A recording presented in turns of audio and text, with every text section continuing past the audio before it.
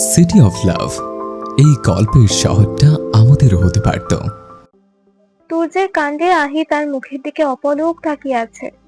এদিকে তুর্য নির্বিকার ভঙ্গিতে তার কাজ করে যাচ্ছে। যে কেউ দেখলে ভাববে যেন সবটুকু ধ্যান খেয়াল সব হিজাব ঠিক করার প্রতি, অথচ তার আহির সমস্ত মুখের হাব ভাবেই খেয়াল আছে। কি হয়েছে? হাঁ করে তাকিয়ে আছিস কেন? হেয়ারগুলো ডিস্টার্ব করছে না? কোনো প্রত্যুত্তর করলো না আহি। ইদানিং তুর্য ভাই একটু কাছাকাছি গেলে বা যত্ন নিলে তার কেমন যেন ফিল হয়, যেটা শব্দে বর্ণনা করার ক্ষমতা তার নেই। তুর্য যদি একবার জানতে পারে তার একটু আধটু কাছে আসার দরুন তার মেইলি মনের ভিতর ভূমিকম্প বয়ে যায়, তাহলে তিনি কি করবেন? নিশ্চয়ই ঠাঠিয়ে একটা চড় মারবেন আর বলবেন, ক্যারেক্টার ঠিক কর আহি। তুর্য ভাই তো আর জানেন না তার চরিত্র ফুলের মতো পবিত্র। না, ফুলের মতো না, ফুলের চেয়েও পবিত্র। সবগুলো চুল ভালো করে ভিতরে প্রবেশ করিয়ে তুর্য ফের বলল, চল, তুর্য ভাই, তারিনকে তো বলে আসিনি। কল করে বাইরে আসতে বল, ওকে গাড়িতে উঠিয়ে দেন, আমরা বের হব। আমাদের সাথে গেলেই তো হয়, ওকে নামিয়ে আমরা আমাদের বাড়িতে চলে যাব। না। কেন? আপনি গাড়ি আনেননি? হুম, কেমন মেঘ করেছে দেখেছেন? বাইকে গেলে তো ভিজে যাব। বাইকও আনিনি। ইদানিং বেশি ম্যাচুরিটি দেখাচ্ছিস। কেন? ইম্যাচিওর আমি কি আপনার ভালো লাগে? গোটা তোকেই তো ভালো লাগে না, সেখানে তুই ম্যাচিউর আর ইম্যাচিউর কি আসে যায় বল। আপনি ভাঙবেন তবুও মচকাবেন না। অথচ কবেই ভেঙে মুচকে কমপ্লিটলি ক্র্যাশড হয়ে পড়ে আছে।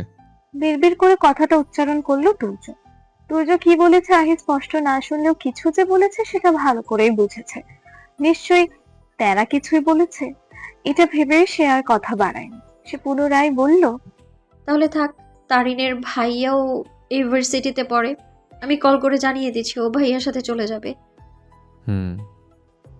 আকাশটা যেন আজ কোনো গোপন অভিমান বুকে চেপে আছে। চারপাশে নেমে এসেছে এক অদ্ভুত ধূসর আবেশ।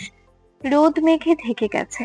দূরের গাছগুলোর পাতা নিঃশব্দে কাঁপছে, যেন তারাও অপেক্ষা করছে বৃষ্টির প্রথম ফোঁটার স্পর্শের জন্য। হয়তো কিছুক্ষণের মধ্যে আকাশ ফেটে বৃষ্টি পড়বে ধরণীতে। দূরে লেকের ধারে দু একটা রিক্সা থেমে আছে। পাখিরা মাঝে মাঝে উড়ে এসে জলের ওপর ছোঁয়া দিয়ে চলে যাচ্ছে। সবকিছুতেই এক অদ্ভুত স্থিরতা। তুর্য আহির হাত ধরে হেঁটে চলেছে। কোনো কথাবার্তা নেই, শুধু পায়ের নিচে শুকনো পাতার মচমচ শব্দ।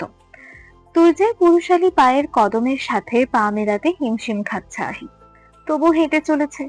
ক্যাম্পাস পেরিয়ে যখন তারা রাস্তার কাছে এসে তুর্য দ্রুত একটা রিক্সা ডেকে নিজে উঠে আহিকে ওঠার জন্য তাড়া দেয়।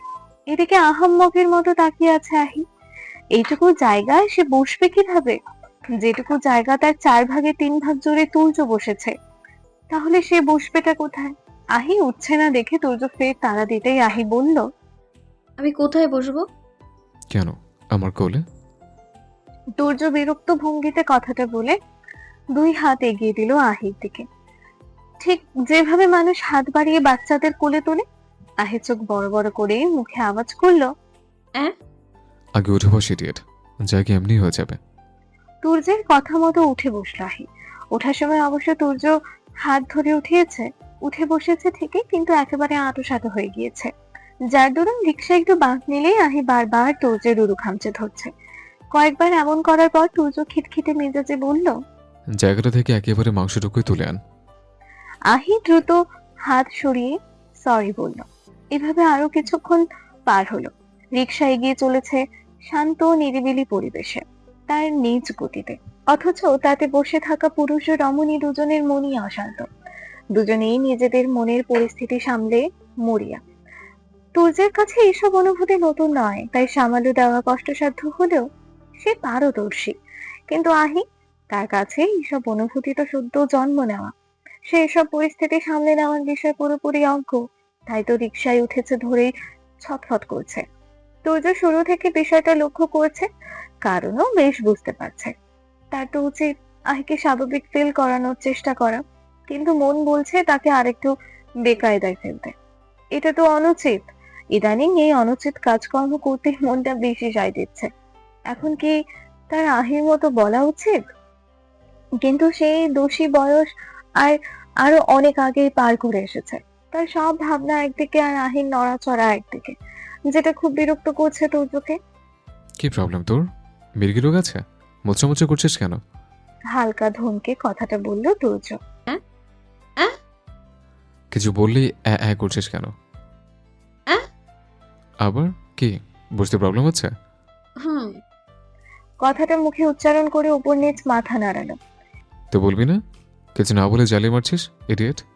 এমনিতেই মেঘ ঘন হয়ে ঝিরিঝিরি বৃষ্টি পড়তেও আরম্ভ করেছে, তাই তুর্য রিক্সার হুড তুলে দিল। হুড তুলে দেওয়াতে যেন রিক্সার জায়গায় আরো সংকুলান হয়ে গেল। তুর্য নির্বিকার ভঙ্গিতে নিজের বাম হাতটা আহির পেছন দিয়ে গলিয়ে তাকে আঁকড়ে ধরে নিজের দিকে টেনে নিল। এমনিতেই শরীরের সাথে শরীর লাগিয়ে বসেছিল, আর এখন আহি পুরোপুরি তুর্যের বাহুডোরে লেপ্টে পড়ে আছে। এহেন ঘটনায় আহি কিং কর্তব্য বিমূঢ়। হাত পা অবশ হয়ে যাচ্ছে, হার্ট যেন ফুল স্পিডে বিট করছে। তুর্য বুঝলো আহির নার্ভাসনেস। কিছুক্ষণ ঠোঁট টিপে হাসলো, তারপর একটু ঝুঁকে আহির কানের কাছে মুখ নিয়ে ফিসফিস করে আওড়ালো। এখনো যদি এমন করিস তখন কি করবি? আহি তড়িৎ বেগে মাথা তুলে তুর্যের মুখপানে চাইল। ততক্ষণে তুর্যের মুখের ভঙ্গিমা স্বাভাবিক করে মাথা সোজা করে ফেলেছে, যেন সে কিছুই বলেনি। আহি প্রশ্ন ছুড়ল। তখন কখন? তুর্য নির্বেগ, যেন আহির করা প্রশ্ন তার কান অবধি পৌঁছায়নি। আহি ফের প্রশ্ন ছুড়ল। আপনি কি বোঝালেন তুর্য ভাই? এবার সাথে সাথেই উত্তর এলো। তুই যেটা বুঝলি সেটা আমি কি বুঝলাম? সেটা তুই জানিস। আমি বৃষ্টিতে ভিজবো তুর্য ভাই? ভেজাটা খুব জরুরি। হুম। একটা হাই ছাড়লো তুর্য। ইদানিং কেন যেন আহির কোনো কাজে বাধা দিতে মন চায় না আর। প্রতিটা সম্পর্ক শুরু হওয়ার আগে সেটাকে একটু স্বাভাবিক করে নেওয়া জরুরি মনে হয়, না হলে অপর দিকের ব্যক্তিটা নিজের সুবিধা অসুবিধা কিভাবে শেয়ার করবে। তবে অপর দিকের ব্যক্তিটা যদি হয় আহি, সেক্ষেত্রে তাকে লাই দেওয়া মোটেও উচিত না, না হলে মাথায় উঠে নাচবে। কিন্তু মাঝে মধ্যে একটু আশকারা দিলে মন্দ হয় না। মুখে বলল, কিন্তু মন বলছে ভিন্ন কিছু। প্রেয়সীর বৃষ্টি স্নাত রূপ দেখে নিজের অবাধ্য হৃদয়ানুভূতি সামাল দিতে পারবে তো, নাকি ফের কোনো অঘটন ঘটিয়ে ফেলবে? তখন না হয় ঘুমিয়েছিল, ভুলভাল একটা কথা বুঝিয়ে দিয়েছে, কিন্তু এখন কিছু ঘটে গেলে কি করবে? এখন তো আহি পুরোপুরি সুস্থ মস্তিষ্কে আছে, আর ইদানিং স্টুপিডটা খুব বেশি চালাকি করছে। ইচ্ছা করেই বারবার বেকায়দায় ফেলছে তাকে। বারবার আল্লাহর কাছে প্রার্থনা করতে লাগলো সে যেন অস্বাভাবিক কিছুই না ঘটে। তুর্যের অনুমতি পেয়ে বেজায় খুশি আহি। একটু নির্জন রাস্তা দেখে রিক্সা থামাতে বলল তুর্য। রিক্সা থামাতেই এক প্রকার লাফ দিয়ে নামলো সে। বৃষ্টি এখন একটানা ঝরছে, ছোট ছোট ফোঁটা, কিন্তু ঘন আর স্নিগ্ধ। রাস্তা ফাঁকা, চারপাশে কেবল বৃষ্টির গন্ধ আর মাটির ভিজে সুর। সে নির্জন পথের মাঝখানে দাঁড়িয়ে আছে আহি। নিচে নেমে হিজাব খুলে ফেলেছে। বৃষ্টিতে চুল ছেড়ে না ভিজলে মজা আছে নাকি? কিছুক্ষণ পার হতেই চুল ভিজে গিয়ে কাঁধে লেগে গেল তার। চোখে মুখে একরকম ছেলে মানুষই উচ্ছ্বাস। সে দুই হাত ছড়িয়ে বৃষ্টির ফোঁটা ধরছে। মুখে হালকা হাসি, যেন পৃথিবীর সব সুখ এই মুহূর্তে তার আঙুলের ডগায়। রিক্সাওয়ালাকে চা খেতে পাঠিয়ে রিক্সার হুডের নিচে বসে আছে তুর্য। চুপচাপ অবাক চোখে তাকিয়ে প্রেয়সীর বৃষ্টি স্নাত রূপ অবলোকন করছে। তার ভেতর যেন অদ্ভুত এক আলোড়ন। সুহাসিনীর হাসিটা বুকের গভীরে নরম এক কাঁপন তুলছে। প্রতিটি ফোঁটার সঙ্গে তার মনে জমে থাকা অনুভূতিগুলো যেন ভিজে যাচ্ছে। কিন্তু সে না কিছু করছে আর না কিছু বলছে, শুধু অপলক দৃষ্টিতে তাকিয়ে আছে, গভীর মুগ্ধ আর একটু আকুল হয়ে। কি হতো যদি তাদের মধ্যেকার কোনো বাধা না থাকতো? আহি একটু বুঝদার হলে হয়তো তাকে এত কষ্ট করতে হতো না। বছরের পর বছর মনের সুপ্ত ভালোবাসা গোপন রাখতে হতো না। আহি মাঝে মাঝে ঘুরে তুর্যের দিকে তাকিয়ে হাসছে। এতক্ষণে হয়তো সখানেক ধন্যবাদ জানিয়েছে তাকে। চোখে একরকম চপল তৃপ্তি। সেই দৃষ্টিতে তুর্যের নিঃশব্দ হৃদয় কেঁপে ওঠে। বৃষ্টির ঠান্ডা বাতাসে লুকিয়ে থাকা উষ্ণ কোনো আকাঙ্ক্ষা জেগে ওঠে নিঃশব্দে। সে চায় এই মুহূর্তটা থেমে যাক, বৃষ্টি ঝরুক, তার চঞ্চলা পাখি ভিজুক, আর তার চোখের সামনে এই দৃশ্যটা যেন চিরকাল রয়ে যায়। আহি এক পর্যায়ে বৃষ্টির আওয়াজের সাথে পাল্লা দিয়ে চেঁচিয়ে বলল। তুর্য ভাই আপনিও আসুন, ভালো লাগবে। ঘোর কাটলো তুর্যের। সে আর দ্বিতীয়বার ভাবলো না। রিক্সা থেকে নেমে সম্মোহনী দৃষ্টিতে এগিয়ে গেল। নেমেও সেই একই অবস্থা। সে কখন থেকে আহি ভিজছে আর সে নিখুঁত দৃষ্টিতে চেয়ে আছে। চেয়ে থাকতে থাকতে আনমনে বিড়বিড় করলো, বৃষ্টি ছিল তোকে, আর তুই ছিল আমার মনস্তরঙ্গে। আমাকে এভাবে এলোমেলো করে দেওয়া কি খুব বেশি জরুরি ছিল? তুর্য ভাই দেখুন না কত বড় বড় বৃষ্টির ফোঁটা পড়ছে। এখানকার মাটি গর্ত হয়ে গিয়েছে দেখুন। বলেই তুর্যের হাত ধরে টানতে টানতে নিয়ে তাকে খুঁজে যাওয়া জায়গাটার কাছে দাঁড় করালো আহি। তুর্য ফের বিড়বিড় করলো, বৃষ্টি ফোঁটা খুঁজে মাঠে, আর তুই আমার অন্তর। কি মেয়ে মাস্টার ঠিক করে দিচ্ছিস বাবা? মেয়েরা কি আর ভালো করে পড়াতে পারে? কথাটা বলতে বলতে তুর্যের রুমে প্রবেশ করলেন মারুফা বেগম। মেয়েরা নাকি ভালো পড়াতে পারে না। ভালো মন্দ পড়াতে জেন্ডার কি আসে যায়? যারা ব্রিলিয়েন্ট স্টুডেন্ট, যারা তারা খুব বেশি ভালো পড়ায়, আর যারা মোটামুটি ধাঁচের স্টুডেন্ট তারা খারাপ পড়ায়, ব্যাপারটা এমনও নয়। আসলে অভিজ্ঞতাই মেইন। যার যত বেশি অভিজ্ঞতা সে তত বেশি ভালো পড়ায়, তাতে সে যেমন শিক্ষার্থীই হোক না কেন। অন্য কেউ এহেন কথা শুনলে হয়তো অট্ট হাসিতে ফেটে পড়তো, তবে তুর্য মুচকি হেসে বলল, কেন, আহের বুঝতে প্রবলেম হচ্ছে? না, সেরকম কিছু না। তুই একটা ভালো ব্যাচ ঠিক করে দিস। বাড়িতেও পড়লো আর সেখানেও পড়লো। আচ্ছা। ছোট করে উত্তর দিল তুর্য। মারুফা বেগম ঘর ছাড়ার আগে তুর্যকে একটু পরখ করলেন। ছেলেটার চোখ মুখ কেমন যেন ফ্যাকাশে লাগছে। গম্ভীর চেহারাটা আজ কেমন নরম হয়ে আছে। মুখের রংটা ম্লান লাগছে। তিনি চিন্তিত গলায় বললেন, শরীরটা কি খুব খারাপ লাগছে বাবা? চোখ মুখ কেমন ফ্যাকাসে দেখাচ্ছে। তেমন কিছু না। এক কাপ ব্ল্যাক কফি পাঠিয়ে দিতে পারবেন বাজুমা? সেটা না হয় দিচ্ছি। কথাটা বলে এগিয়ে গেলেন মারুফা বেগম। তুর্যের কপালে হাত ছোঁয়াতে দেখলেন গা গরম, মোটামুটি ভালোই গরম। তারপর একে একে গালে গলায় হাতের উল্টো পিঠ, সদর পিঠ ছুঁয়ে দেখে বললেন, জ্বর এসেছে, আমি খাবার পাঠিয়ে দিচ্ছি, খেয়ে ওষুধ খেয়ে নিস। তুর্য ছোটবেলা থেকে বৃষ্টির পানি লাগাতে পারে না। যদিও ভুলক্রমে একটু ভিজেছে তো জ্বর আসতে দিতেই হবে। লাস্ট ইন্টার ফার্স্ট ইয়ার ভিজেছিল আর আজ ভিজল। সেদিনও বৃষ্টি ভেজার কারণ আহি ছিল, আজও আহি। রাত 12টা নাগাদ পিঙ্কিদের বাড়ির ছাদে দাঁড়িয়ে আছে নাবিল। পরনে একটা কালো টি শার্ট আর সাদা হাফ প্যান্ট। ছাদের রেলিং দিয়ে উঠে ঘেমে নিয়ে একাকার অবস্থা। হাত পায়ের কিছু কিছু জায়গা থেকে চামড়া উঠে গিয়েছে। হাতে একটা বাটন ফোন তার মায়ের। সেই মোবাইল দ্বারাই পিঙ্কিকে কল করে ছাদে আসতে বলেছে। না আসলে সোজা মেন গেট দিয়ে ঢুকবে বলে হুমকি দিয়েছে। সেই ভয়েই মূলত পিঙ্কি আসছে। রাত দুপুর একটা ছেলে বাড়িতে ঢুকবে, পাশের ফ্ল্যাটের মানুষ জানলে কেলেঙ্কারি কাণ্ড ঘটবে। এমনিতেই তারা সবসময় ওত পেতে থাকে। প্রায় মিনিট 7 পর চুপি চুপি ছাদের দরজা খুলে প্রবেশ করলো পিঙ্কি। দরজা খুলতেই আলো আঁধারিতে নাবিলের মুখ ভেসে উঠল। চাহনি কঠিন, চোয়াল শক্ত করে রেখেছে, খুবই মুড়ি মুড়ি ভাব, অথচ সে যে আস্ত একটা জোকার এখন সেটা দেখে বোঝার উপায় নেই। পিঙ্কি ছাদের মেঝেতে পা রেখে বলল, ওই মঙ্কির বাচ্চা, একদম কথা কইবি না। সব জায়গা থেকে ব্লক মারা রাখছস কেন? কি বাড়া শুরু করছস? চলে যা নাবিল, কেউ দেখে ফেললে সর্বনাশ হয়ে যাবে। বলে চলে যাওয়ার জন্য পা বাড়ায় পিঙ্কি। নাবিল পেছন থেকে শক্ত করে ওর হাত ধরে নিজের দিকে ফিরিয়ে তীর তীরে মেজাজে বলল, বাড়ার এক্সকিউজ দেখাইবি না হুদাই। লাভ ম্যারেজ করবি না তো এখন কোর্ট ম্যারেজ ছাড়া উপায় দেখতাছি না। হাত ছাড় আমার। নিজেকে নাবিলের মুঠোবন্ধী হতে ছাড়ানোর বৃথা চেষ্টা করতে করতে বলল পিঙ্কি। সাথে কয়েকবার হাত ঝাঁকিয়ে দিল, কিন্তু সফল হলো না। ব্লক মাইরা রাখছস কেন আগে ক, সাইরা দিতাছি। দিনকে দিন তো ভাষার উন্নতি হচ্ছে, মন চাইছে তাই ব্লক করেছি, শুনেছিস? এবার যা। তোর বাড়ার মন রে আমি ওরি, তুই শুনেছিস?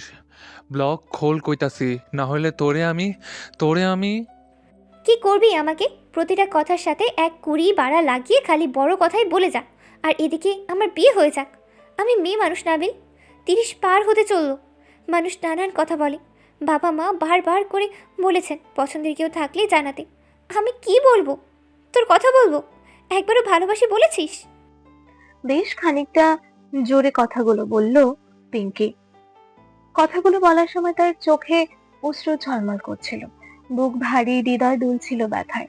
প্রতিটি শব্দের সঙ্গে তার অভিমান, হতাশা এবং অপ্রকাশিত ভালোবাসা ফেটে পড়েছে। নাবিল বুঝলো তার অপ্রকাশিত ভালোবাসা। আসলেই সে তো কখনো ভালোবাসি বলেনি, কিন্তু ভালোবাসি না বলে কি ভালোবাসা যায় না? শুধু ভালোবাসি বললেই ভালোবাসা হয়? না হলে হয় না? কই তুর্য তো একবারও আহিকে ভালোবাসি বলেনি। তাহলে তুর্য কি আহিকে ভালোবাসে না? পাগলের মতো ভালোবাসে, সেটা তো পিঙ্কি নিজেই বলে। তাহলে তার বেলায় এমন কেন করছে? বুঝেও না বোঝার ভান কেন ধরছে? এক একজনের ভালোবাসা এক এক রকমের, আর প্রকাশের ভঙ্গিও তো এক এক রকমের। মুখেই যা ভালোবাসি বলা হয়নি, কিন্তু কাজে কর্মে তো দেখিয়েছে। তাহলে মুখে বলাটা কি জরুরি কিছু? সারাদিন ভালোবাসি ভালোবাসি বলে মুখে ফেনা তুলে ফেললেই ভালোবাসা হয়? পিঙ্কি এবার শান্ত কণ্ঠে ফের বলল, এখন কিছু করার নেই, আমি আরেক লোকের সাথে বিয়ে করে নিই, তারপর তারপর তোর সংসার হোক, বছর না যাইতেই বাচ্চা হোক, আর সেই বাচ্চা আমারে মামা কইরা ডাকুক, তাই তো? পিঙ্কিকে কথা শেষ করতে না দিয়ে তার কথার সাথে নিজের কথাগুলো যোগ করলো নাবিল। পিঙ্কির প্রথম কথাগুলো শুনে সে যতটা কষ্ট পেয়েছিল, এখন ঠিক ততটাই রাগ হচ্ছে। বিয়ে করার স্বপ্ন দেখে ফেলেছে। কত বড় সাহস! পিঙ্কি নাবিলের কথায় সায় দিয়ে বলল। হ্যাঁ, কথাটা কর্ণগোচর হতেই নাবিল নিজের ডান হাতের আঙ্গুল দ্বারা পিঙ্কির গাল চেপে ধরে হিতাহিত জ্ঞান শূন্য হয়ে রাগে ফুঁসতে ফুঁসতে বলল, কি কইলি? এই কি কইলি তুই? উফ, লাগছে আমার, ছাড় নাবিল। নাবিলের হাত থেকে নিজের গাল ছাড়ানোর চেষ্টা করতে করতে কোনো রকমে কথাটা বলল পিঙ্কি। কথাগুলো পুরোপুরি স্পষ্টভাবে বের না হলেও বোঝা গিয়েছে। নাবিল ছেড়ে দিল পিঙ্কির গাল। এইবার দুই হাত দ্বারা ওর মুখ আঁচল করে ধরে ঠোঁটে ঠোঁট ডুবিয়ে দিল। নাবিলের হঠাৎ আক্রমণে পিঙ্কি কিং কর্তব্য বিমূঢ়। ধীরে ধীরে গভীর হলো চুম্বন, যেন সমস্ত রাগ উগড়ে দিচ্ছে। পিঙ্কি প্রথমে স্তম্ভিত হলো, চোখে বিস্ময়, মন অচেতন ভাবে থমকে গিয়েছে। এদিকে নাবিলের ঠোঁটের স্পর্শ আরো গভীর হচ্ছে। এক পর্যায়ে চোখ বন্ধ করে নিল সে। ধীরে ধীরে অনুভব করতে লাগলো প্রতিটি স্পর্শে অপর দিকের লোকটার হৃদয়ে আগুন আর রাগ মিলিত হয়ে তার নিজের ভিতরের আবেগকেও জাঁকিয়ে তুলছে। যেন সমস্ত অশান্তি, চাপ, অভিমান সবকিছু একসাথে প্রকাশ পাচ্ছে। এভাবে বেশ কিছুক্ষণ পার হলো। পিঙ্কি শত চেষ্টা করেও নিজেকে নাবিলের থেকে মুক্ত করতে না পেরে এক পর্যায়ে সবটা মেনে নিয়েছে। ওষ্ঠভাঁজ হতে মুক্ত পেতেই সেকেন্ডের ব্যবধানে সে নাবিলের গলার কাছে টি শার্ট দু হাতের মুঠোয় খামচে ধরে দাঁত কিরমির করে বলল। তুই এটা কি করলি নাপিতের বাচ্চা? নাবিল বুঝতে পারলো সে ভুল করেছে, রাগের মাথায় করে ফেলেছে। এখন চাইলেও শুধরাতে পারবে না। সে পিঙ্কির গাল আজলা করে ধরা অবস্থায় নিজের বৃদ্ধাঙ্গুল দ্বারা পিঙ্কির ঠোঁট মুছে দিতে দিতে বলল। সরি জান, রাগ করিস না পাখি, এই যে মুছে দিচ্ছি, আর কিচ্ছু নেই। তারপর আবারও নিজের ঠোঁট মুছতে মুছতে বলল। আমারটাও মুই চালাইছি, বাবারে নিয়ে আসবো, তুই শুধু হ্যাঁ কইয়া দিস প্লিজ জান। আর হ্যাঁ, আমি শুদ্ধ ভাষায় কথা কইব। হাতের মুঠোয় ধরে রাখা নাবিলের টি শার্ট ছেড়ে দিল পিঙ্কি। নাবিলের মুখে এত এত আদুরে দাগ শুনে সে বোধহয় লজ্জা পেল, মাথা নিচু করে ফেলল, কপট রাগ দেখিয়ে বলল। নির্লজ্জ, তুই কি বলবি? আঙ্কেল আন্টিই বলবেন। দুগালে লাল আভা ছেয়ে গিয়েছে তার। নাবিল সেটা পরখ করলো আর মুখে বলল। বলবো না? আচ্ছা কইব না, তুই যা কইবি তাই হইব। বেলা প্রায় 11টা পেরিয়েছে। দুপুর এগিয়ে এসেছে ধীরে ধীরে। বাইরে থেকে সূর্যের আলো জানালার কাছে প্রতিফলিত হয়ে ঘরের এক কোণে নরম উচ্ছলতা ছড়িয়ে দিয়েছে। শহরের কোলাহল এখনো পুরোপুরি চূড়ায় ওঠেনি, কিন্তু অফিসের ভেতরটা ইতিমধ্যেই ব্যস্ত হয়ে উঠেছে। এসি ফ্যান দুটো চলছে, ফ্যানটা ঘুরছে একটানা, তার শব্দে যেন সময় ধীর গতি মিশে আছে। অফিসের ভেতর লোকজনের হালকা কথাবার্তা, প্রিন্টারের শব্দ আর ঘড়ির টিকটিক মিলে একটা নীরব ছন্দ তৈরি করেছে। জানালার পাশে টেবিলের উপর ছড়িয়ে আছে কিছু ফাইল। আসলাম চৌধুরী চুপচাপ বসে আছেন চেয়ারে হেলান দিয়ে, চোখ নিচু করে ফাইলের পাতাগুলো উল্টে যাচ্ছেন। চেহারায় কোনো ক্লান্তি নেই, মনোযোগের গভীর রেখা স্পষ্ট, চোখ দুটোতে একরকম একাগ্রতা। তিনি মনোযোগ সহকারে একের পর এক ফাইল দেখে যাচ্ছেন। এরই মধ্যে তার মুঠোফোন বেজে উঠল। এক পুরনো বন্ধুর কল। বন্ধুত্ব পুরনো হলেও সম্পর্কটা তত বেশি গভীর নয়, তবে বেশ ভালো। লোকটা একটু রসিক স্বভাবের। কল রিসিভ করে কানে ধরলেন তিনি, সাথে সাথে লোকটা রসিকতার সাথে বললেন। কি গো বেয়াই মশাই, কি খবর? দিনকাল কেমন যায়? কোনো খোঁজখবর তো দেও না আর নেও না। বাধ্য হয়ে আমাকেই নিতে হয়। এক নাগাড়ে কথাগুলো করে থামলেন তিনি। মজার বিষয় হলো এই যে তিনি আসলাম চৌধুরীকে বেয়াই বললেন, অথচ তার কোনো ছেলেই নেই। 4টা মেয়ে আর 4 জনের বিয়ে হওয়া, স্বাদের কার্য সম্পন্ন। আকবর চৌধুরী, আসলাম চৌধুরী ভেবেছিলেন লোকটা ছোট মেয়েটাকে নিজেদের বাড়ির বড় বউ বানাবেন। খুব মিষ্টি দেখতে মেয়েটা, কিন্তু তুর্যের সাথে পেরে ওঠেননি তারা। কিছু মাস আগে সেই মেয়েটারও বিয়ে হয়ে গিয়েছে।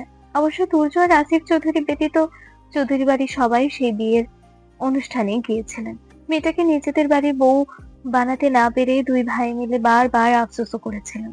কথা বলার এক পর্যায়ে লোকটা বললেন, কিছু মনে করো না চৌধুরী, কাল তোমার মেয়েকে দেখলাম একটা ছেলের সাথে বৃষ্টিতে ভিজছে। শরীফুল শেখের মুখে এমন কথা শুনে আসলাম চৌধুরী স্তব্ধ হয়ে রইলেন। আহি এমনটা করতে পারে না তার বিশ্বাস। তবু মেয়ে বড় হয়েছে, এখন ভার্সিটিতে পড়ে সে, হুজুকে কিছু করেও ফেলতে পারে। আসলে বয়সটাই তো এমন। তিনি কথাটা বিশ্বাস না করলেও ভিতরে ভিতরে ভয় পাচ্ছেন। প্রেম ভালোবাসাকে তিনি খারাপ চোখে দেখেন না, কিন্তু পথে ঘাটে বৃষ্টিতে ভেজা, এগুলো তো খারাপ। সবসময় মেয়েকে সর্বোচ্চ স্বাধীনতা দিয়েছেন। প্রথমে কিছুক্ষণ নিস্তব্ধ হয়ে থেকে তারপর বললেন, তুমি আহিকেই দেখছো শেখ? হ্যাঁ বন্ধু, তোমার বাড়ির প্রত্যেক সদস্যকেই আমি ভালো করে চিনি। আমিও প্রথমে বিশ্বাস করতে পারছিলাম না, তবে ছেলেটাকে আমি ভালো করে দেখতে পাইনি।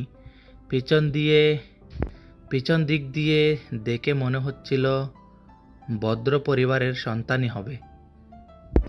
বেশভূষা ভালো, মেয়ের সম্মতি থাকলে কথা বলে পাকা করে রাখাই ভালো। আজকালকার ছেলে মেয়ে তারা। তোমার সাথে আমি পরে কথা বলছি। বলে কল কেটে মারুফা বেগমের মোবাইলে কল করলেন আসলাম চৌধুরী। রিসিভ হতে থমথমে গলায় প্রশ্ন ছুড়লেন, ইউনিভার্সিটি থেকে কখন ফিরছিলে আহি? 3টে নাগাদ। কিছু হয়েছে কি? তোমার গলা এমন শোনাচ্ছে কেন? চিন্তিত হয়ে পড়লেন মারুফা বেগম। ওকে কেউ আনতে চায়নি, একা ফিরছে? হ্যাঁ গিয়েছিল, তুর্য গিয়েছিল। তোমার মেয়ের পাল্লায় পড়ে ছেলেটাও বৃষ্টিতে ভিজেছে আর এখন জ্বরে গা পুড়ে যাচ্ছে। স্ত্রীর কথা শুনে একটা স্বস্তির নিঃশ্বাস ফেললেন আসলাম চৌধুরী। তাহলে ছেলেটা ছিল তুর্য? মাথা থেকে যেন একটা বড় দুশ্চিন্তা নেমে গেল। মনে মনে আল্লাহর দরবারে হাজারটা শুকরিয়া আদায় করলেন। আর কিছু না বলেই কল কাটলেন তিনি। মারুফা বেগম আর কল ব্যাক করলেন না, হয়তো ব্যস্ত আছেন এই ভেবে। এখন প্রায় আহিকে রান্নাঘরে দেখা যায়।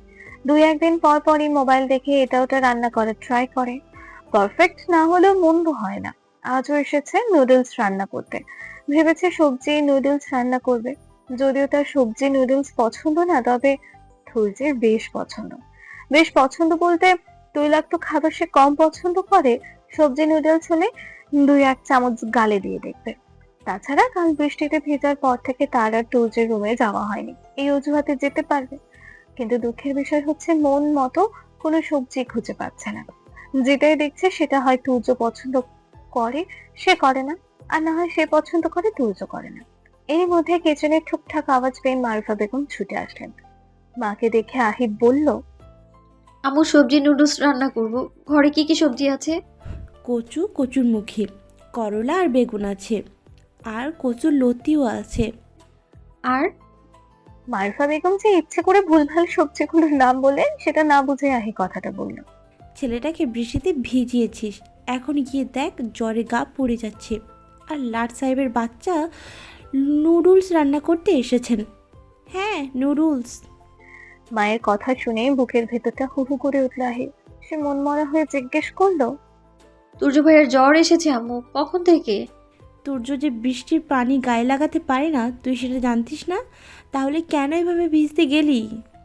তোমাদের ছেলে দেশি হয়েও যদি বয় আর মুরগির মতো আচরণ করে, তাতে আমার মেয়ের কি দোষ বলো মেজুবো? ভাসুরের গলার আওয়াজ পেয়ে মারুফা বেগম মাথায় টেনে রাখা কাপড় আরেকটু ঠিকঠাক করে বললেন, কিছু দরকার ভাইজান? তুর্যের মা কোথায়? সোফায় বসতে বসতে বললেন আকবর চৌধুরী। তুর্যের কাছে চা খাবেন ভাইজান? আমি করে দিচ্ছি। আচ্ছা, দাও তাহলে। চাচা আর মায়ের কথার মাঝখানে আহি জায়গা ত্যাগ করলো। তুর্য ভাইয়ের জ্বর এসেছে অথচ সে কিছুই জানে না। এতটা দায়িত্ব জ্ঞানহীন হলে তো চলবে না। মনের ভেতরটা খুব খারাপ লাগছে, এক অদ্ভুত টান অনুভূত হচ্ছে। এটাকে বোধহয় ভালোবাসা বলে। সে কবে তুর্য ভাইকে এত ভালোবেসে ফেললো? আহি এক দৌড়ে তুর্যের রুমে চলে গেল। পারভিন বেগমকে রুম থেকে বেরোতে দেখে জ্বরের কি অবস্থা একবার শুনেও নিল। ভিতরে গিয়ে দেখলো তুর্য গায়ে পাতলা কম্বল জড়িয়ে কাত হয়ে শুয়ে আছে। তার মলিন মুখের দিকে তাকাতেই আহির বুকের ভিতর খচ করে উঠলো। তার না হয় খেয়াল ছিল না যে তুর্য ভাই বৃষ্টিতে ভিজতে পারে না, কিন্তু ওনার তো খেয়াল ছিল। তিনি কেন ভিজতে গেলেন?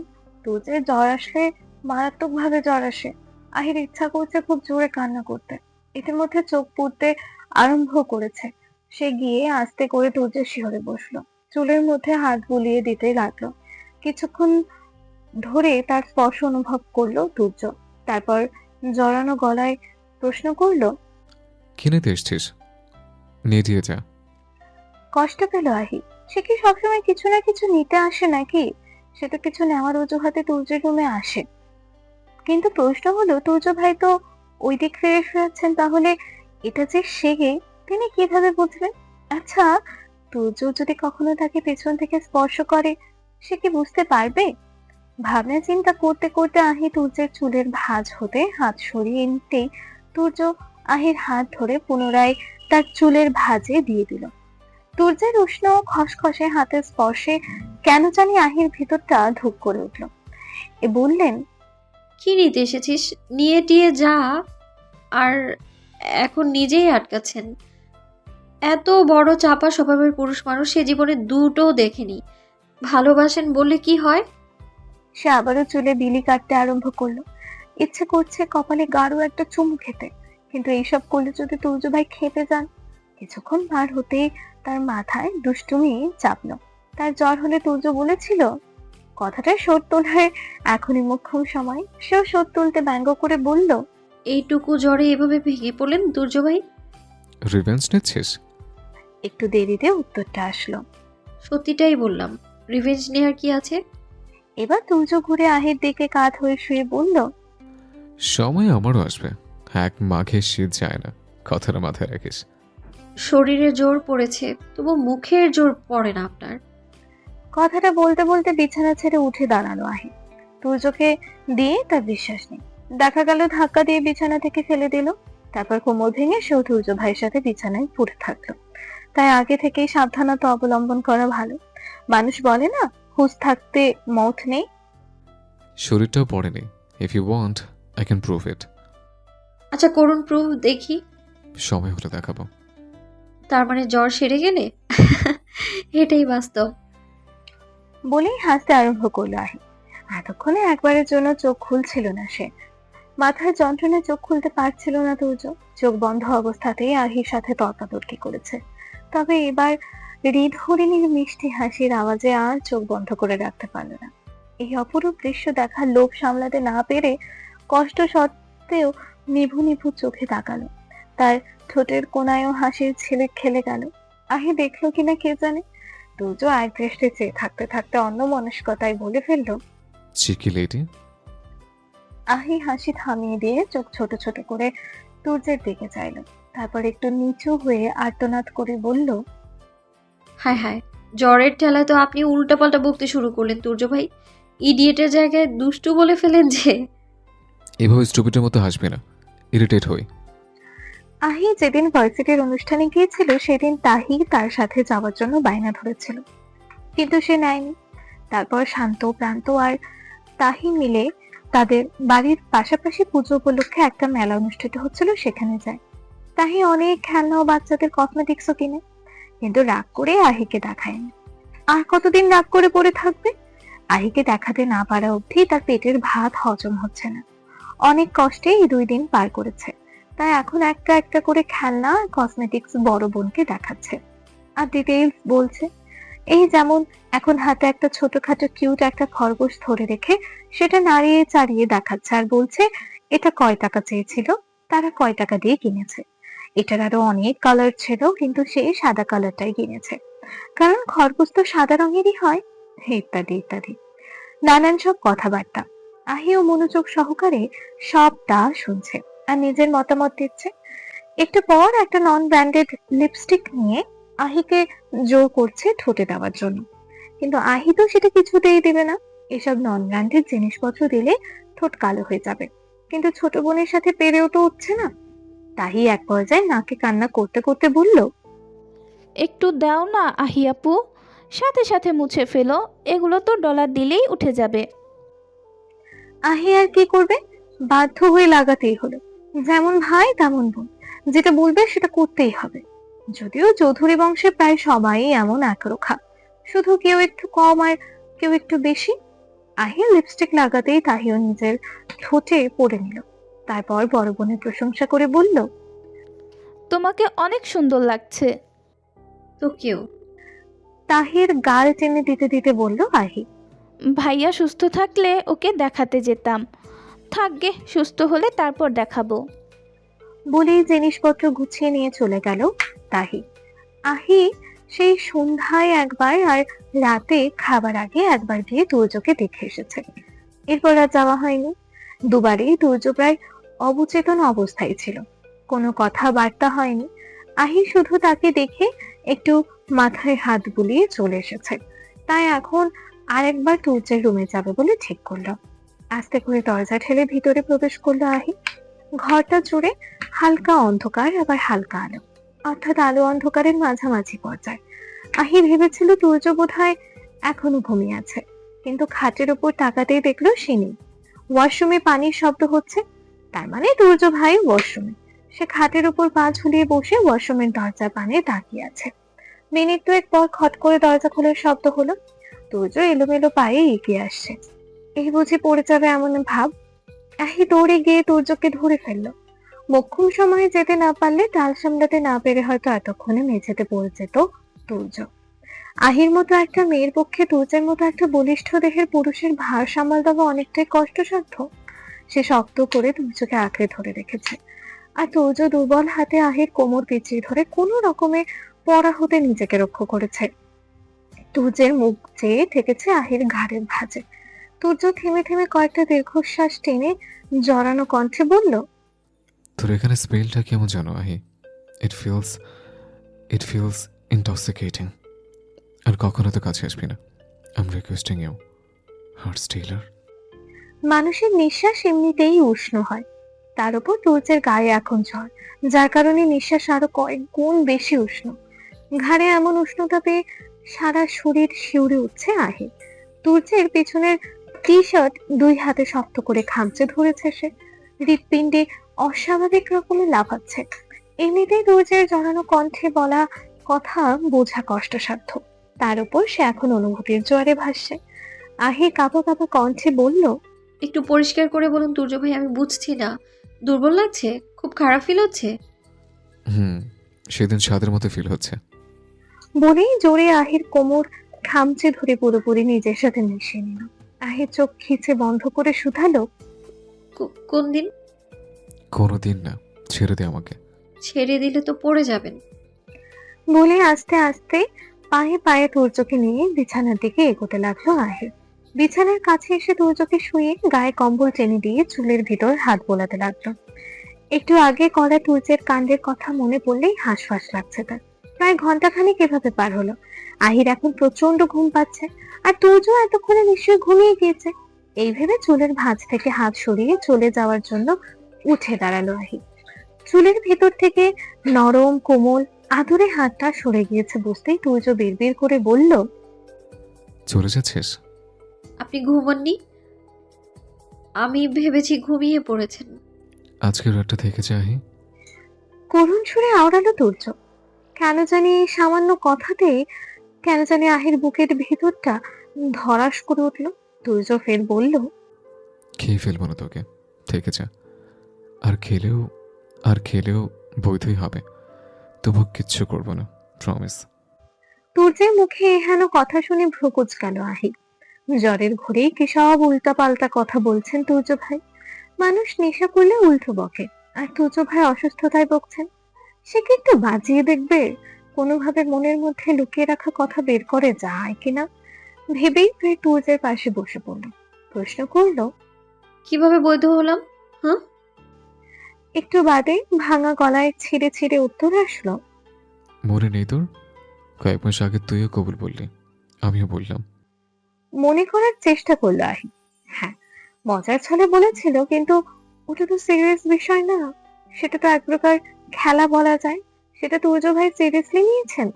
তাছাড়া বিয়েতে তো সাক্ষীও দরকার হয়। কবুল বললেই বিয়ে হয়ে যায় নাকি? আহি বলল, কিন্তু কোনো সাক্ষী ছিল না তো। ছিল। শুধু তাহি ছিল, আর বিয়েতে তো দুজন সাক্ষী লাগে। আর তাহির টেডি বিয়ার ছিল। তুর্যের কথায় ফিক করে হেসে দিল আহি। তুর্য ভাইয়ের জ্বর এসে উনি সত্যি পাগল হয়ে গিয়েছেন। একটা জড় বস্তুকে সাক্ষী বানিয়ে দিলেন। কিন্তু হুঁশে ফিরলে এসব কিছুই মানবেন না।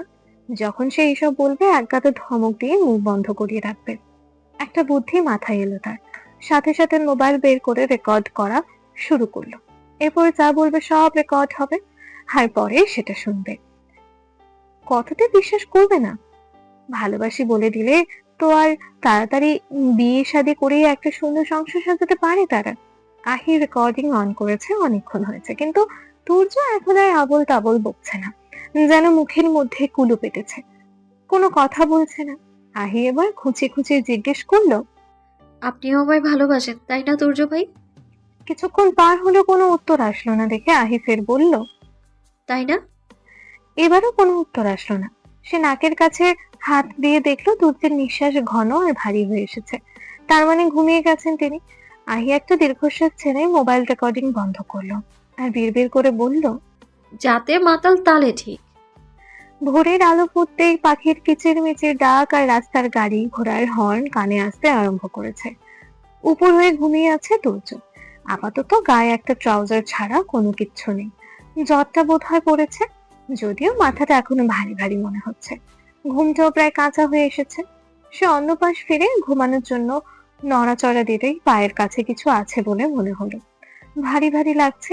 পরখ করে দেখার জন্য নিজ ইচ্ছায় পা দ্বারা আর কয়েকবার খোঁচা দিতেই সম্মতি ফিরল তার।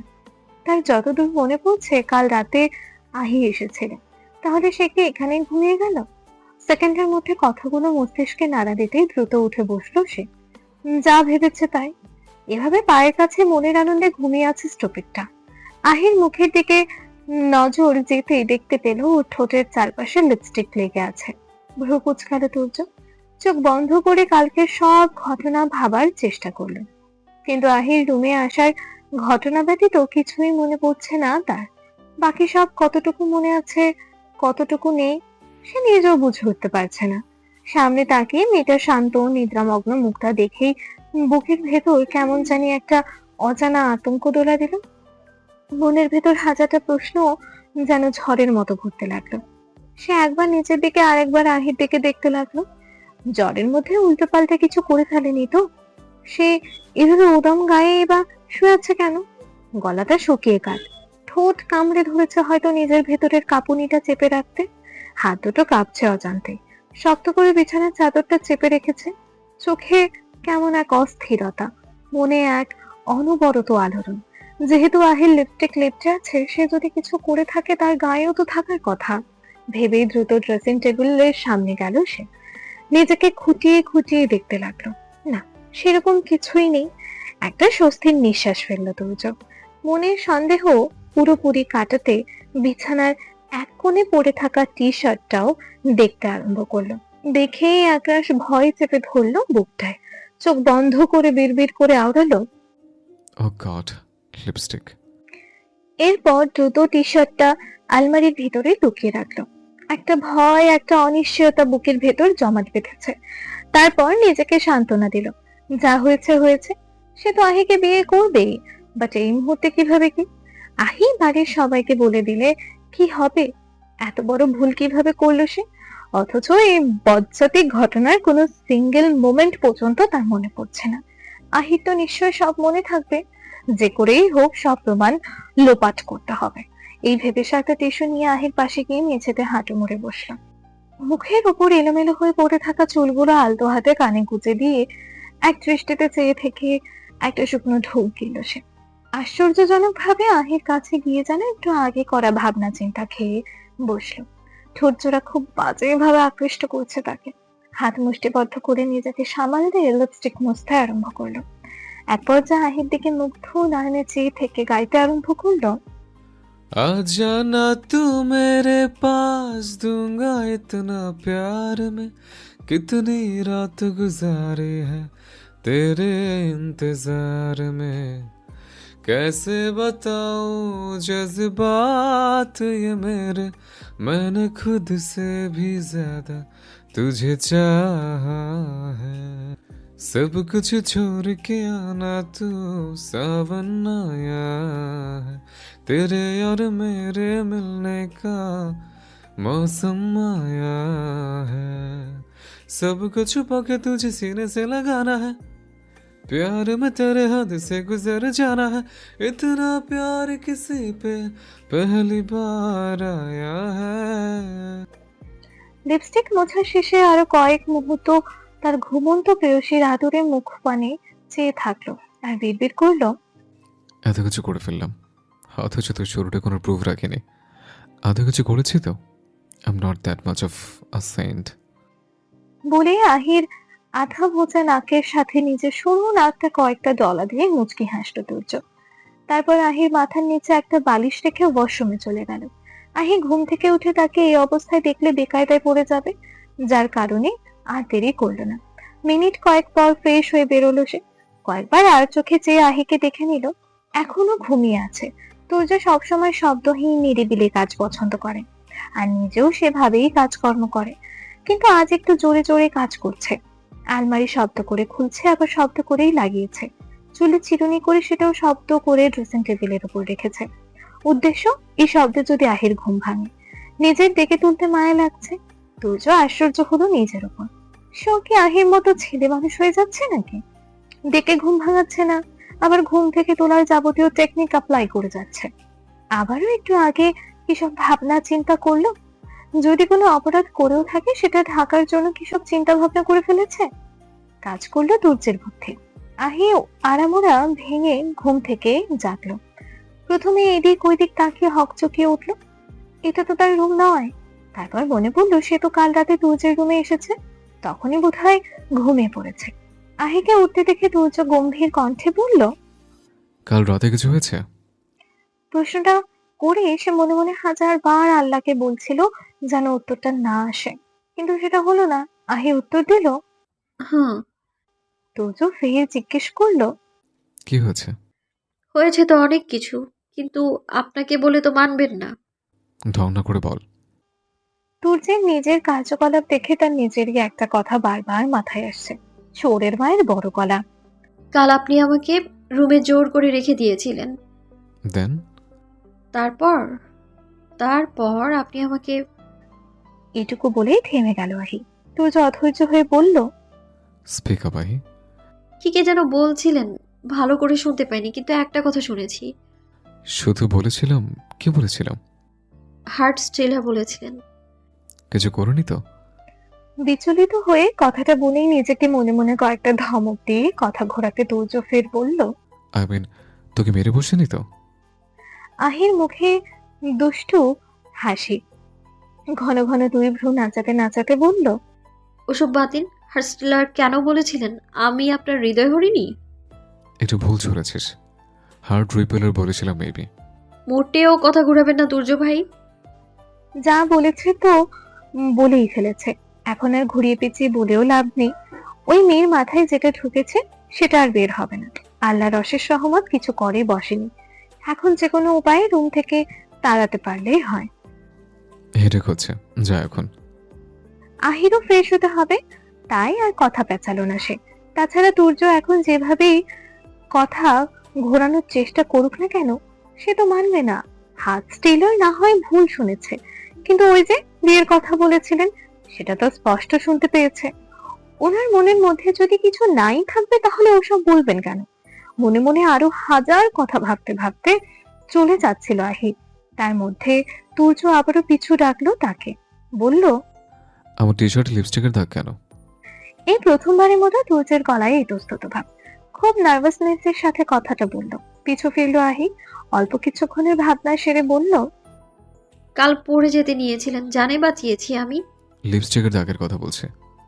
আরে ভাই, কথা শেষ করতে দিবেন তো? আমার ঠোঁটে লিপস্টিক ছিল, সেটা লেগে গিয়েছিল মনে হয়। রাত্রে বেলা পেতনি সেজে ঘুরিস? পেতনি পেতনি করছেন না? এই পেতনি একদিন আপনার ঘাড়ে উঠে নাচানাচি করবে। বলেই চলে গেল আহি। আহি যেতেই তুর্য বিড়বিড় করলো, আই উইশ সেদিনটা খুব শীঘ্রই আসুক।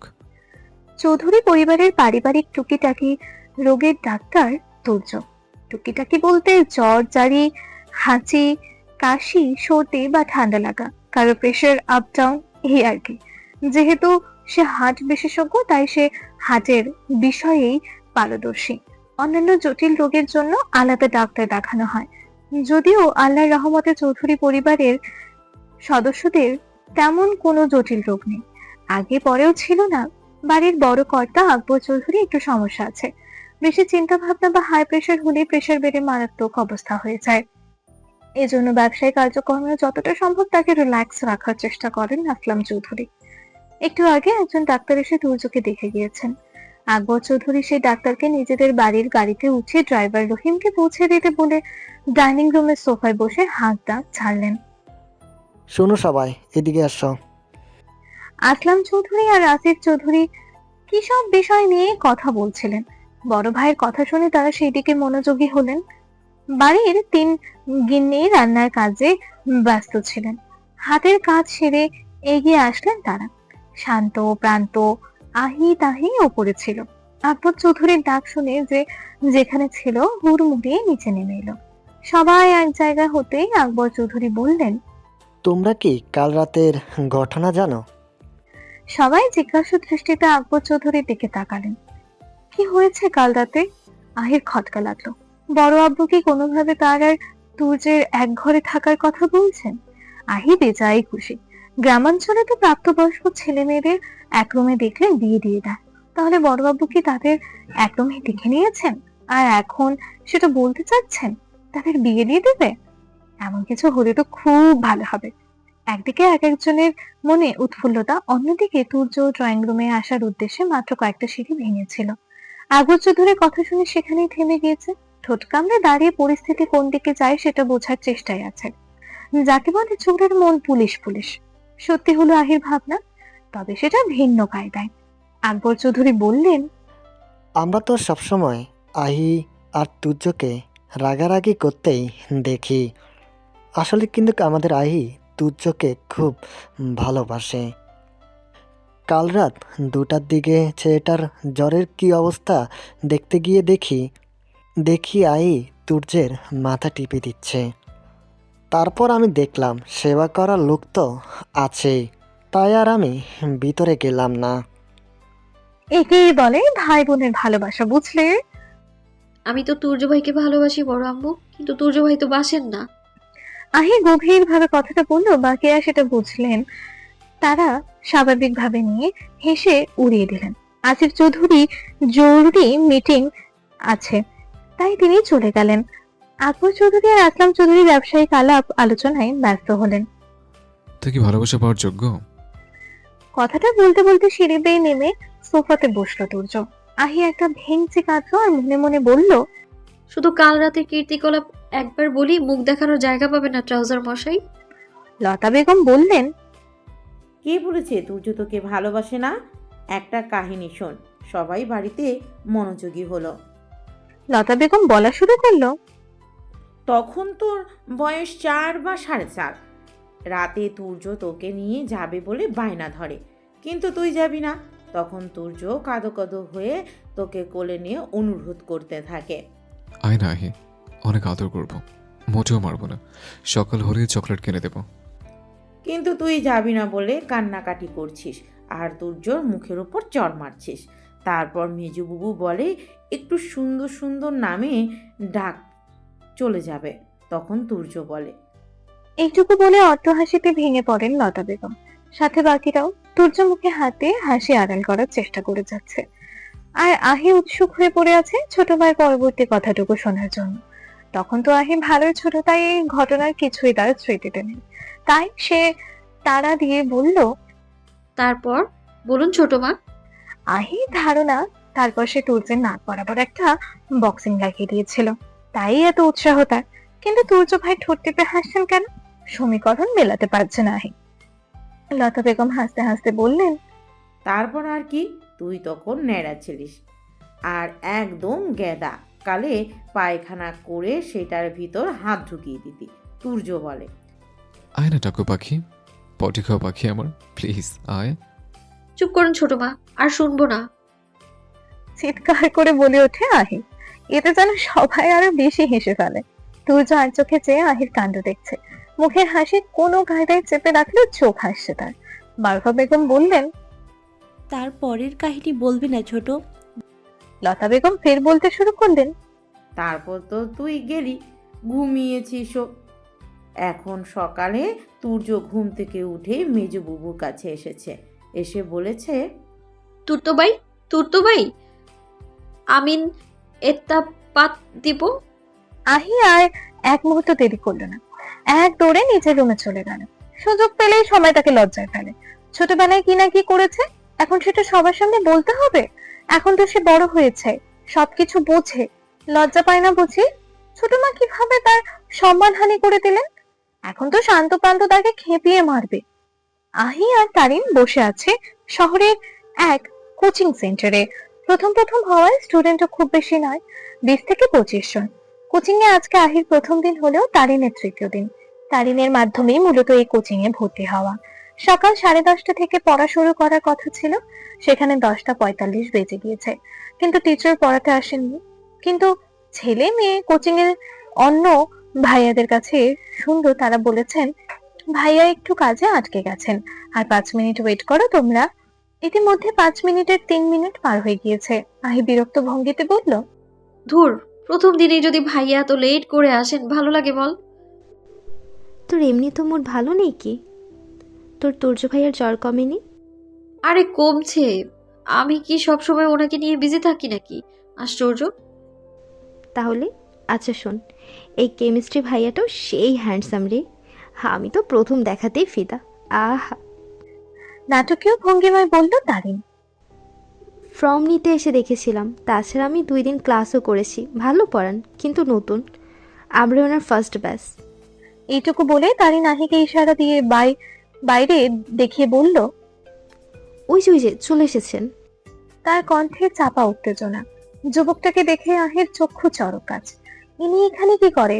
সে যতদূর জানে মেহেদের পারিবারিক ব্যবসা আছে, সে সেটাই দেখাশোনা করে।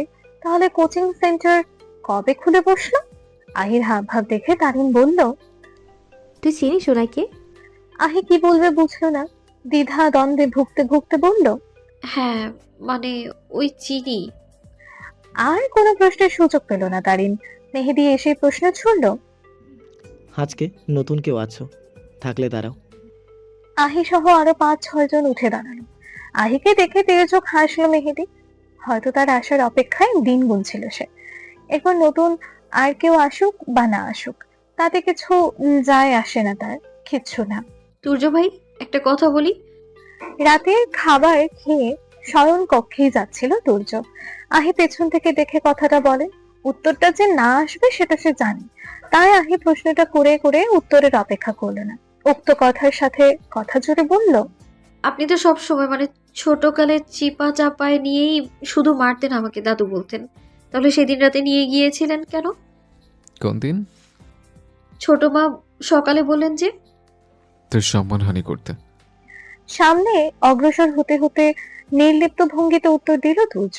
আহি জানে তুর্য মিথ্যা কথা বলছে, তবু চোখ বড় বড় করে কপট আর্তনাদ করে বলল, কি বললেন? কি আপনি কি করেছিলেন আমার সাথে? কি করবো তোর সাথে, ইডিয়েট? সত্যি কিছু করেননি তো? হ্যাঁ করেছে, সব করেছে। হ্যাপি? করেছেন যখন এখনো বিয়ে না করে বসে আছেন কেন? তাছাড়া আপনি এটা কিভাবে করতে পারলেন তুর্য ভাই? রুমে চল, কিভাবে করেছিলাম দেখাই। হাঁটতে হাঁটতে নিজের রুমের কাছে চলে এসেছে তুর্য। আহিও একটা প্রশ্ন করছে আর তুর্যের পিছু পিছু হাঁটছে। রুমের দরজায় পা থামিয়ে পিছনে ফিরে আহির দিকে দৃষ্টি নিক্ষেপ করে কথাটা বলে তুর্য। চলুন। তুর্য কথাটা বলার সাথে সাথে উত্তর দেয় আহি।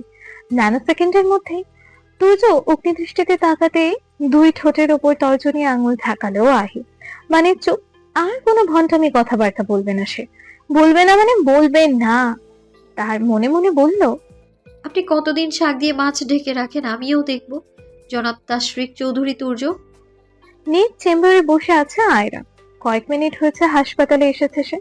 আধা ঘন্টা পর থেকে রোগী দেখতে আরম্ভ করবে।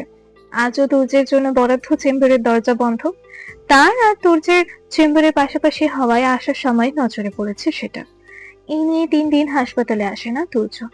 তুর্য যে অসুস্থ সেটা তুর্যের পার্সোনাল অ্যাসিস্ট্যান্ট থেকে জানতে পেরেছে আয়রা। তুর্যের অ্যাসিস্ট্যান্টকে জিজ্ঞেস করেছিল সে দেখতে যাবে কিনা, কিন্তু সে আগেই দেখে এসেছে, তাই আর তার যাওয়া হয়ে ওঠেনি।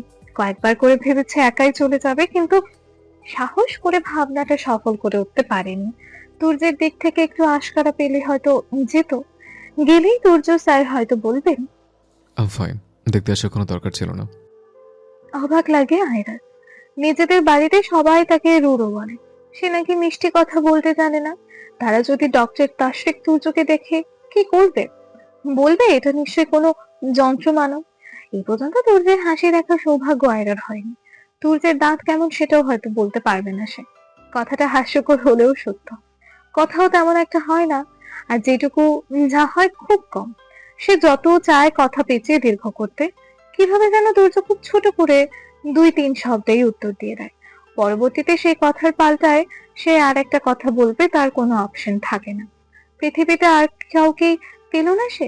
শেষে একমাত্র একটা মানুষের উপরে কেন আকৃষ্ট হলো? হয়তো তুর্যের এমন স্ট্রং পার্সোনালিটি তাকে মুগ্ধ করেছে। কিছু সময় অতিক্রম হলো, তারপর আয়রা ভাবলো বাড়িতে না হয় যাওয়া যায়, না ফোন করে তো খোঁজ খবর নেওয়াই যায়। সে একবার হাতে থাকা ঘড়িতে চোখ বুলিয়ে নিল। রোগী দেখতে এখনো 10 মিনিট। কয়েকবার ভেবেচিন্তে কল করলো তুর্যের মোবাইলে। খুব নার্ভাস ফিল হচ্ছে। পড়ালেখা, ইন্টারভিউর সময় কত প্রেজেন্টেশন দিয়েছে সে, কখনো নিজেকে এরকম নার্ভাস লাগেনি। অথচ একটা কল করে গলা শুকিয়ে আসছে। এমনকি কলটা এখনো রিসিভও হয়নি। সে সামনে থাকা টেবিল হতে ঢেকে রাখা গ্লাসটা তুলে এক ঢোক পানি পান করে নিল। পানি গালে দিতেই কল রিসিভ হলো। সে তড়িঘড়ি করে পানিটুকু গিলে একটা সালাম দিল। তুর্য সালামের উত্তর দিল। সে নিজের নার্ভাসনেস ভেতরে চেপে রেখে স্বাভাবিক ভঙ্গিমায় জিজ্ঞেস করলো, এখন শরীর কেমন আছে? ওপাশের ব্যক্তির লাশ ভারী কণ্ঠস্বর। ফাইন। সৌজন্যতার খাতিরে হলেও তুর্যের একবার জিজ্ঞেস করা উচিত ছিল, তোমার কি অবস্থা? কিন্তু সে করলো না। আয়রা অবশ্য তাকে কিছু মনে করেনি। সে নিজের ব্যক্তিত্ব বজায় রেখে বলল, আজকে তো চেম্বারে আসার কথা ছিল, আসলেন না, তাই ভাবলাম একটা কল করে জানা উচিত। Anything else? নো। বলেই আবারও আয়রা বলল, তাহলে কবে থেকে আসছেন? Next day. আচ্ছা রাখি স্যার, বাই। সে তুর্যকে পছন্দ করতে পারে, তাই বলে অন্য সব মেয়েদের মতো নিজের পার্সোনালিটি হারিয়ে শেষোরার মতো পিছনে লেগে থাকবে না। তাই আর কথা বাড়ালো না এরা। ছোট করে কথাটা বলে আয়রার আগেই কল কাটলো তুর্য। তুর্য যে তার কথার উত্তরের বাই বলবে আয়রার ধারণার বাইরে ছিল। বিষয়খানে খুব ভালো লাগলো তার। আহামরি কিছুই না, তবু ভালো লাগলো। টানা 1 সপ্তাহ ধরে জ্বর আসে যায় করতে করতে সুস্থ হয়েছে তুর্য, কিন্তু মুখের রুচি এখনো ফেরেনি। ইদানিং জ্বরটাই এমন, কোনোভাবে জ্বরের হাত থেকে মুক্তি মিললেও মুখের রুচির সাথে পেরে ওঠা দেয়। কম হলেও মুখের স্বাদ মাসখানেকের জন্য ছুটিতে থাকবে। গালে কিছু দিলেই মনে হয় গরুর ঘাস চিবুচ্ছে। এখন বেলা প্রায় গোধূলি লগ্ন। আকাশ জুড়ে সোনালি আভা ছেয়ে আছে। খুব অপরূপ দৃশ্য, একদম মোবাইল বন্দি করে রাখার মতো। কিন্তু মোবাইল বের করে ফটাফট পিকচার ক্যাপচার করার মতো অভ্যাস, ধৈর্য বা ইচ্ছা কোনোটাই তুর্যর নেই। এমনকি মোবাইলটাও বোধহয় সাথে নেই। সে ছাদের কার্নিশ ঘেঁষে দাঁড়িয়ে কফির মগে ধীরে সুস্থে একের পর এক চুমুক দিয়ে যাচ্ছে। হয়তো মনে মনে কিছু হিসাব মেলাচ্ছে। এর মধ্যে আহি একটা মোবাইল এনে তুর্যের দিকে এগিয়ে ধরে বলল, তুর্য ভাই, আপনার মোবাইল বারবার রিং হচ্ছে। ডাইনিং এ রেখে এসেছিলেন কেন? তুর্য আহির প্রশ্নের উত্তর না দিয়ে উল্টে নিজে প্রশ্ন করলো, আজকে আসতে এত লেট হলো কেন? ব্যাচে গিয়েছিলাম না, তাই। ভার্সিটি ব্যাচ শেষ করে বাড়ি ফিরতে 12:30 বা 1টা বেজে যায় আহি। সেটা তুর্য জানে, কেননা এই টাইমে সেও বাড়িতে ফেরে। সে আসার 10 থেকে 15 মিনিট পরই আহি ফেরে বা কোনোদিন তার আগেও ফেরে, কিন্তু আজকে টানা 1 ঘন্টা লেট করে ফিরেছে আহি। কিন্তু আর জেরা না করে গম্ভীর গলায় বলল, হোম টিউটরে হচ্ছিল না? আমার তো হচ্ছিল, আপনার চাচির হচ্ছিল না। আহির কণ্ঠে বরাবরের মতো চাঞ্চলতা। কিছুক্ষণ নীরবতা গেল, তারপর তুর্য শীতল কণ্ঠে বলল, নেক্সট ডে থেকে তোকে কোচিং থেকে আমি পিক করব, গেটে ওয়েট করবি। এই যে শুনছো মাই প্রিয় শ্রোতা বন্ধুরা, তোমরা শুনছো সিটি অফ লাভ প্রেরিত প্রেমে সিক্ত গল্প। আর আমাদের সাথে পথ চলতে do like, comments and share. আর সাবস্ক্রাইব করতে কিন্তু একদম ভুলবে না। টাটা।